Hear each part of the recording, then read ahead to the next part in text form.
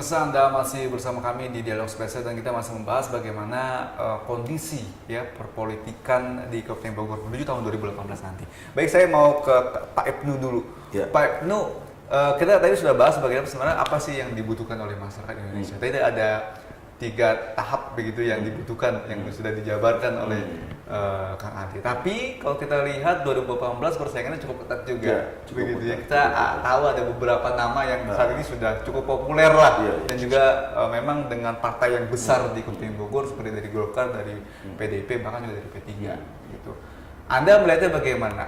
Yang kita tahu memang tidak ada incumbent yang akan maju karena memang tidak ada begitu. Apakah nanti partai-partai ini akan berkolaborasi atau mungkin akan ada pendatang baru yang akhirnya bisa membuat Kabupaten Bogor atau menjadi perubahan di Kabupaten Bogor sendiri? Ya, saya kira Kabupaten Bogor itu adalah kabupaten yang amat sangat strategis gitu ya. Cuman nampaknya belum mendapatkan hikmah reformasi. Maksud saya begini, kita kan tidak pernah membayangkan misalnya seorang Jokowi jadi presiden. Tapi itu hikmah reformasi menurut saya gitu. Kalau di masa lalu kan yang namanya pemimpin itu bupati, wali kota itu kan mesti tentara, mesti mungkin ada kaitan dengan cendana, apalagi Bogor gitu kan. Ini yang saya lihat, kok dari Bogor tidak lahir pemimpin hikmah reformasi itu gitu loh. Jadi kita kan lihat ada misalnya di kota Bogor ada Arya Bima, di kota Bandung punya wali kota yang muda yang progresif gitu ya. Sekarang di DKI ada Ahok, itu kan kalau tidak ada reformasi tidak akan terjadi pemimpin begitu. Saya ingin ke depan ini, harapan saya misalnya ada pemimpin yang lahir yang sadar tentang ini, bahwa memang untuk merubah Bogor itu butuh tipikal pemimpin baru. Maaf, yang sekarang terjadi yang baru, yang sudah-sudah ini kan sebenarnya masih tipikal lama, itu produk lama gitu. Produk lama lahir tampil di era baru, jadi tidak sinkron gitu maksud saya. Nah, jadi Bogor hanya akan maju kalau lahir tipikal pemimpin baru. Pemimpin baru kayak siapa? Banyak contoh.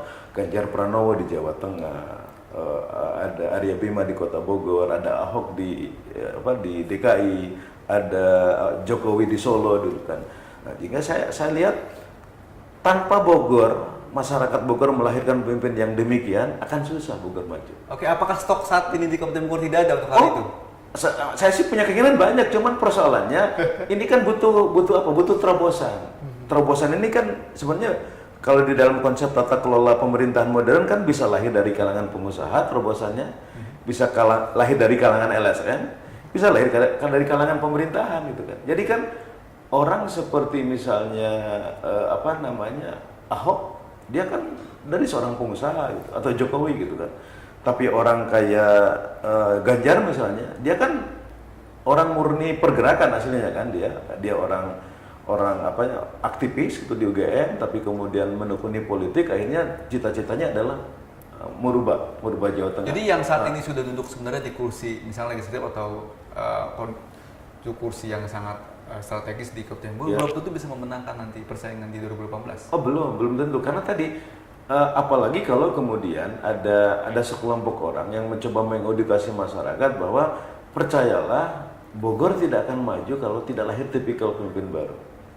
Dan kami sebenarnya dalam berbagai kesempatan kepada tokoh-tokoh Bogor itu sering mengatakan kita harus dorong lahirnya pemimpin tipikal Ini baru. tidak ada atau belum muncul ini kan? Kalau saya sih belum muncul, dan orang-orang ini harus didorong untuk muncul. Mungkin salah satunya Kang Ade. Kita akan langsung begitu ya. Kang Ade, sebenarnya Kabupaten Bogor tadi dikatakan oleh Pak Ibnu bahwa membutuhkan pemimpin yang berbeda gitu ya. Memang akhirnya tampil seperti kita lihat di wali kota dan juga ada bupati yang tampil seperti ada di Purwakarta, ada di Jakarta, ada di Kota Bogor ya, tetangga kita begitu, saudara kita ada juga di Bandung. Nah ini nanti apa ya sebenarnya nanti yang akan dilakukan dari teman-teman?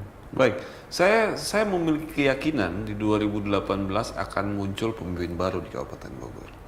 Pemimpin baru, pemimpin yang energik, pemimpin yang progresif, yang bisa merubah Kabupaten Bogor secara cepat.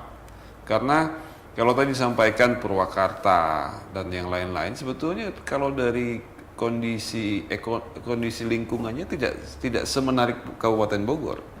Pasti Kabupaten Bogor bisa lebih dari Purwakarta, bisa lebih dari Solo, bisa lebih dari wilayah-wilayah manapun di Indonesia, apalagi kita diuntungkan dengan kita kan under dari pemerintahan ibu kota negara. Jadi apabila nanti ke depan ada pemimpin yang memang bisa membuat Kabupaten Bogor lebih cepat, lebih maju, lebih mantap lagi, ya pasti harus orang yang baru. Karena dari orang yang lama itu sudah bisa terlihat bagaimana kondisi hari ini. Tidak ada perubahan. Dan masyarakat pasti akan memilih orang yang baru. Saya yakin itu. Karena masyarakat Kabupaten Bogor hari ini sudah cerdas mereka. Selalu belajar dari pengalaman-pengalaman yang terjadi. Nah, harapan saya tentunya semua harus mendukung hal ini. Saya sepakat dengan Kang Haji Ibnu bagaimana Bogor bisa menciptakan sebuah toko yang memang bisa berkontribusi, tidak hanya untuk Bogor itu sendiri, mungkin Jawa Barat atau nanti nasional ke depannya, begitu kan? Berarti Kang Ade dan juga teman-teman Perindo siap untuk itu? Saat ini kita sedang melakukan itu, jebakan ya. Oke, bahwa sebenarnya memang Kabupaten Bogor ini sangat luas gitu ya, jadi kebutuhannya sangat banyak sekali. Juga sebenarnya masyarakat urban banyak. Sebenarnya yang bekerja di Jakarta juga banyak juga yang masyarakat dari Kabupaten Bogor. Betul. Gitu ya. Tapi kira-kira nih Kang Ade mau diapakan sih sebenarnya Kabupaten Bogor? Sebenarnya kalau kita lihat ini yang baru tersenter adalah Cibinong saja begitu ya. Yeah. Di Bogor Barat masih pertanian, di Bogor Timur dengan industrinya. Betul. Kira-kira akan di pemetaan seperti apa? Iya, ini menarik Kang Fadil. Kabupaten Bogor hari ini adalah kabupaten yang mengikuti market blueprintnya dari zaman Bupati Edioso. Jadi setelah Edioso itu tidak ada bupati yang memiliki pemikiran yang positif. Dalam arti begini, adanya pemerintahan ibu kota dipindah ke Cibinong itu Pak Edioso yang buat. Adanya Stadion Gor Pakansari itu pada era Edioso. Adanya jalur Puncak 2 itu Edioso yang buat blueprintnya. Terus ada jalur nanti tembusan antara Cibinong sampai ke Bojong Parung itu juga Edioso. Jadi hari ini tuh tidak ada bupati pasca Edioso yang membuat sebuah blueprint strategis bagaimana pembangunan Kabupaten Bogor ke depan. Nah, saya nanti insya Allah kalau misalkan dengan teman-teman itu Kabupaten Bogor, saya bilang tadi begitu banyak potensi Kabupaten Bogor yang sudah dimanfaatkan dari sisi wisata, lalu sumber daya alam, sumber daya manusia yang melimpah. Ini tinggal political will dari seorang pimpinannya saja. Mau tidak membangun Kabupaten Bogor. Kalau misalkan dia mau membangun Kabupaten Bogor, membangun masyarakatnya, membangun infrastrukturnya, Kabupaten Bogor tidak akan seperti sekarang kondisinya. Itu yang tadi saya sampaikan, 3 landasan utama. Pemimpin yang fighter, pemimpin yang betul-betul hanya memikirkan rakyatnya, pemimpin yang hanya berbuat hanya untuk masyarakat Kabupaten Bogor. Jadi, kalau misalkan political pemimpinnya sudah amanah, sudah sesuai dengan kaidah-kaidah seorang pemimpin yang betul-betul berbuat untuk masyarakat, Kabupaten Bogor pasti akan lebih baik. Dalam waktu singkat saya yakin pasti akan. Nah, itu dia yang kita tunggu-tunggu, bagaimana Kabupaten Bogor bisa lebih baik lagi. Baik, sedikit saja Pak Ibnu, apa sebenarnya yang akan terjadi nanti di tahun 2018? Stabilitas politiknya akan seperti apa nih bermainnya, begitu teman-teman elit politik kita? Iya, kalau saya melihat 2018 itu akan menjadi pertarungan yang menarik gitu ya. Pertarungan mereka. Kalau saya ingin membahasakannya pertarungan antara kekuatan lama dengan kekuatan baru gitu. Ya.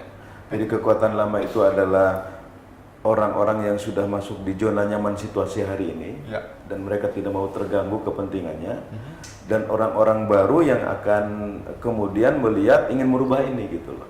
Pertarungannya akan di sana saya kira. Ya. Saya kira saya melihat orang kayak Kang Ade mungkin itu adalah orang yang bukan di zona nyaman hari ini. Dia ingin mengkritisi itu dan ingin tadi membuat sesuatu yang baru yang mungkin menyempurnakan apa yang dikerjakan Pak Edioso di masa lalu gitu. Kan seperti itu. Oke, baik. Saya melihat seperti itu. Kang Ade, kira-kira apa yang akan dilakukan nanti 2015 dan dari teman-teman Perindo sendiri apa yang akan dilihat? Baik, hari ini saya sudah melakukan sebuah kegiatan bagaimana bisa melakukan edukasi terhadap masyarakat. Pentingnya pilkada itu kan bukan perkara kalah menang, Pilkada itu adalah bagaimana nasib masyarakat Kabupaten Bogor selama 5 tahun. 5 tahun loh. Apalagi dengan potensi APBD yang cukup besar, bagaimana itu bisa dikelola dengan bijak, dengan baik untuk kepentingan masyarakat. Sebaik-baiknya kan begitu, seluas-luasnya. Oleh karena itu hari ini saya dengan teman-teman sedang membangun terus bagaimana melakukan edukasi kepada masyarakat, membangun jaringan. Sampai sudah ada sekarang masyarakat yang tergerak untuk mendukung saya dalam nanti 2018. Ada Baladewa, Balad Kang Ade Wardana, ada relawan, relasi Ade Wardana Adinata, tentunya ada juga teman-teman dari Perindo itu sendiri. Ya harapan saya semakin hari semakin nanti masyarakat semakin tahu pentingnya sebuah pemerintahan yang bersih, yang baik, yang betul-betul peduli kepada masyarakat.